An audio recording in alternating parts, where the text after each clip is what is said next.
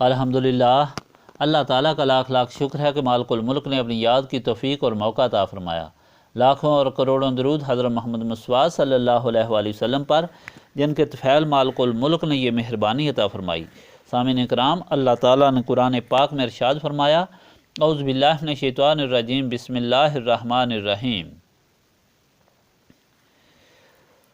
وہ دریافت کرتے ہیں آپ صلی اللہ علیہ وآلہ وسلم سے کہ قیامت کب واقع ہوگی۔ آپ صلی اللہ علیہ وآلہ وسلم کہہ دیں کہ اس کا علم تو میرے رب ہی کے پاس ہے، نہیں ظاہر کرے گا اسے مگر اپنے وقت پر ہی۔ یہ ایک حادثہ ہے بہت گراں، آسمانوں اور زمین میں، نہ آئے گی تم پر مگر اچانک۔ وہ پوچھتے ہیں آپ صلی اللہ علیہ وآلہ وسلم سے، جیسے آپ صلی اللہ علیہ وآلہ وسلم اس میں بہت تحقیق کر چکے ہیں اس کے متعلق۔ آپ صلی اللہ علیہ وآلہ وسلم فرمائیں، اس کا علم تو اللہ تعالیٰ ہی کے پاس ہے، لیکن اکثر لوگ نہیں جانتے۔ آپ صلی اللہ علیہ وآلہ وسلم کہہ دیں، نہیں مالک ہوں میں اپنے آپ کے لیے نفع اور نقصان کا مگر جو چاہے اللہ تعالیٰ، اور اگر میں جان لیتا غیب کو تو خود میں جمع کر لیتا خیر کو، اور نہ پہنچتی مجھے کوئی تکلیف۔ نہیں ہوں میں مگر ڈرانے والا اور خوشخبری سنانے والا اس قوم کو جو ایمان لائے۔ پچھلی مرتبہ آپ سن چکے ہیں کہ دل کی بیماری کا علاج اللہ تعالیٰ کی یاد ہے۔ اللہ تعالیٰ نے ہدایت فرمائی کہ ہر ضرورت کے لیے اللہ تعالیٰ کے نام پکار کر دعا کرو، اور اللہ تعالیٰ کے پاک نام سارے کے سارے برکت اور شفا رکھتے ہیں۔ جیسے چاہو پکارو، اور وہ لوگ جو اللہ تعالیٰ کے نام میں نقص نکالتے ہیں ان سے تعلق مت رکھو، ان کو ضرور سزا ملے گی، اور اگر بظاہر ان کو سزا نہ ملے تو یہ نہ خیال کرو کہ وہ راہ راست پر ہیں۔ اللہ تعالیٰ کی تدبیر بہت سخت ہوتی ہے، ایسے لوگوں کو اللہ تعالیٰ ایسا اس طرح تباہ کرتا ہے کہ ان کو پتہ ہی نہیں چلتا، اور وہ امید میں پھنسے رہتے ہیں۔ یہ حالت مشرکین مکہ کی تھی کہ جب مسلمان اللہ تعالیٰ کو رحمان اور رحیم پکار کر دعا کرتے تو مشرک کہتے کہ پہلے یہ توحید کا پرچار کرتے تھے، اب اللہ تعالیٰ کو وہ سمجھتے ہیں اور دونوں کو پکارتے ہیں۔ اس پر یہ حکم ہوا کہ ان کے دل و دماغ شیطان کے قبضے میں ہیں اور سمجھ سے محروم ہیں۔ اللہ تعالیٰ تو ایک ہی وحدہ لا شریک ہے، اس کے جتنے اچھے نام ہیں تم ان سے اسے پکار سکتے ہو۔ حدیث پاک میں آیا ہے کہ اللہ تعالیٰ کے 99 نام ہیں، جو یاد کرے جنت کا حقدار بن جاتا ہے۔ مشرکین مکہ چونکہ ظلمت میں ڈوبے ہوئے تھے، اس لیے وہ اچھائی اور برائی میں تمیز ہی نہیں کر سکتے تھے، اس لیے اچھی بات کو برا سمجھتے تھے اور بے فائدہ اور احمقانہ اعتراض کرتے تھے۔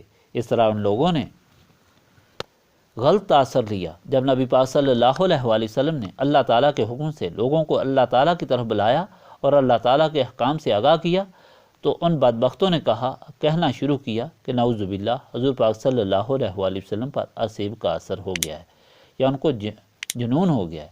تو اللہ تعالیٰ نے فرمایا، حضور پاک صلی اللہ علیہ وآلہ وسلم تو ہادی ہیں، رحمت للعالمین ہیں، اللہ تعالیٰ کے پیغمبر ہیں، وہ ہدایت کی طرف بلا رہے ہیں اور اس حقیقت سے آگاہ کر رہے ہیں جس سے کائنات کا ذرہ ذرہ آگاہ ہے۔ وہ اللہ تعالیٰ کی طرف، اللہ تعالیٰ کے عذاب سے ڈرانے والے اور اللہ تعالیٰ کی نعمتوں سے آگاہ کرنے والے ہیں۔ یہ لوگ اس لیے بہک گئے ہیں کہ اللہ تعالیٰ ان سے ناراض ہو گیا ہے، اب یہ ہدایت حاصل نہیں کر سکیں گے بلکہ گمراہی میں چھوڑ دیے جائیں گے تاکہ زیادہ سے زیادہ عذاب کے حقدار ہوں۔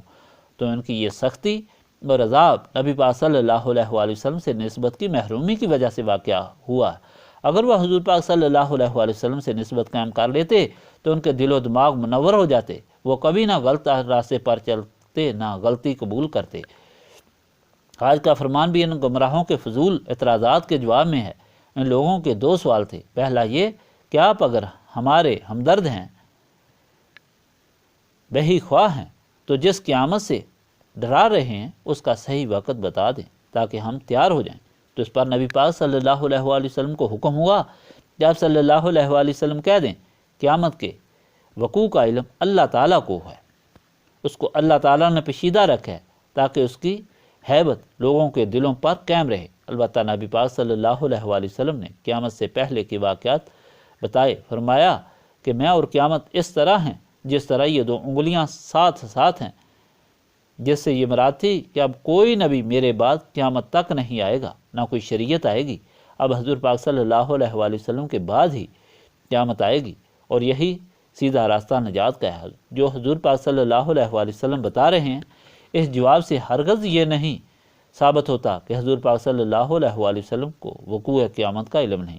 آپ صلی اللہ علیہ وآلہ وسلم نے جب آثار بتا دیے کہ یہ اچانک آئے گی، کھانا کھانے والا منہ میں لقمہ ڈال رہا ہوگا، عورت دودھ دو رہی ہوگی، اس طرح لوگ اپنی ضروریات میں مصروف ہوں گے تو قیامت آ جائے گی۔ حضور پاک صلی اللہ علیہ وآلہ وسلم نے اس قیامت کے وقت کو خفیہ رکھنے کے لیے نہایت خوبصورت جواب دیا۔ بجائے یہ کہنے کہ میں نہیں بتاتا، لوگ منتیں کرتے، تنگ کرتے، واسطے ڈالتے اور تکلیفیں دیتے کہ بتائیں ہی بتائیں۔ لہذا آپ صلی اللہ علیہ وآلہ وسلم نے مختصر جواب دیے کہ سب کو لاجواب کر دیا کہ اس کا علم اللہ تعالیٰ کے پاس ہے، جو ظاہر نہیں کرنا چاہتا۔ دوسرا سوال ان لوگوں کا یہ تھا کہ آپ صلی اللہ علیہ وآلہ وسلم اگر ہم کو اپنے راستے پر چلانا چاہتے ہیں تو ہماری مدد کریں۔ آپ صلی اللہ علیہ وآلہ وسلم ہمیں بتا دیں کہ کون سی چیز کب مہنگی ہوگی تاکہ ہم لے کر ذخیرہ کر لیں۔ اس پر بھی حضور پاک صلی اللہ علیہ وآلہ وسلم نے خوبصورت جواب دیا کہ یہ علم بھی اللہ تعالیٰ کے پاس ہے، اگر میرا علم اتنا ہوتا تو پھر میں نفع جمع کر لیتا۔ مطلب یہ تھا کہ بنی اسرائیل کو حکم ہوا کہ ہفتہ کو شکار نہ کریں، انہوں نے ہفتہ کو تو شکار نہ کیا، لیکن اللہ تعالیٰ کے اس حکم پر چلاکی سے مقابلہ شروع کر دیا کہ ہفتہ سے پہلے گڑھا کھود دیتے کہ ہفتہ کے دن جب مچھلیاں آئیں تو ان کے گھڑوں میں گر جائیں، اور اتوار کو پکڑ لیتے۔ اللہ تعالیٰ کے اس حکم کے خلاف چلاکی سے عمل کرنے کی وجہ سے ان کے دل سیاہ ہو گئے اور وہ آخر میں کھلے باغی ہوئے، اور اس طرح وہ سخت عذاب میں مبتلا ہوئے۔ حضور پاک صلی اللہ علیہ وآلہ وسلم ہرگز یہ نہیں چاہتے تھے کہ جن چیزوں کو اللہ تعالیٰ پوشیدہ رکھتا ہے کہ اپنی حکمت سے ان کو حضور پاک صلی اللہ علیہ وآلہ وسلم کے دیے ہوئے علم غیب سے ظاہر کر کے اللہ تعالیٰ کی قدرت میں داخلت کرے۔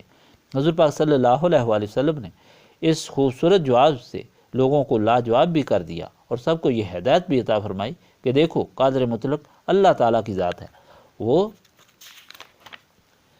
جس کو جتنی طاقت دیتا ہے اتنی ہی اس کے پاس ہوتی ہے۔ اللہ تعالیٰ کے رسول صلی اللہ علیہ وآلہ وسلم کو اللہ تعالیٰ نے کتنی طاقت عطا فرمائی، یہ دینے والا اور لینے والا ہی جانتا ہے۔ البتہ اللہ تعالیٰ کا فرمان ہے، اِنَّا آتَيْنَاكَ الْكَوْثَرَ وَلَا سَوْفَ يُعْطِيكَ رَبُّكَ فَتَرْضَىٰ۔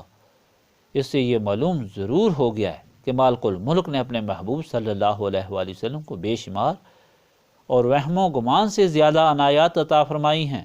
اس طرح غیب اللہ تعالیٰ کی ذاتی صفت ہے۔ اللہ تعالیٰ کی ذات وہ ہے جو ہر چیز کا مالک اور اس کو جاننے والا ہے۔ اس کا علم بھی اللہ تعالیٰ نے جتنا چاہا جس کو دیا، اور اپنے محبوب حضرت محمد مصطفیٰ صلی اللہ علیہ وآلہ وسلم کو بھی بے شمار غیب کا علم عطا فرمایا، جو حضور پاک صلی اللہ علیہ وآلہ وسلم نے چاہا اس سے آگاہ کر دیا، خواہ وہ وقوع قیامت ہو یا کوئی اور پشیدہ بات۔ مگر یہ بات یاد رکھنی ہے کہ یہ علم دینے والا اللہ تعالیٰ ہے، کتنا دیا وہی جانتا ہے۔ حضور پاک صلی اللہ علیہ وآلہ وسلم لینے والے ہیں، اس لیے حضور پاک صلی اللہ علیہ وآلہ وسلم نے اس علم غیب کو جو اللہ تعالیٰ نے ہی حضور پاک صلی اللہ علیہ وآلہ وسلم کو دیا، اللہ تعالیٰ کی طرف منسوب کر دیا کہ غیب کا علم اللہ تعالیٰ، مجھے غیب کا علم نہیں، کیونکہ مجھے جو دیا گیا ہے وہ اللہ تعالیٰ نے دیا ہے، نیاز خود کوئی اختیار نہیں رکھتا، یہ سب عطا اللہ تعالیٰ کی ہے۔ یہ باریک باتیں وہی سمجھ سکتے ہیں جو نسبت رسولی صلی اللہ علیہ وآلہ وسلم سے منور دل و دماغ رکھتے ہیں۔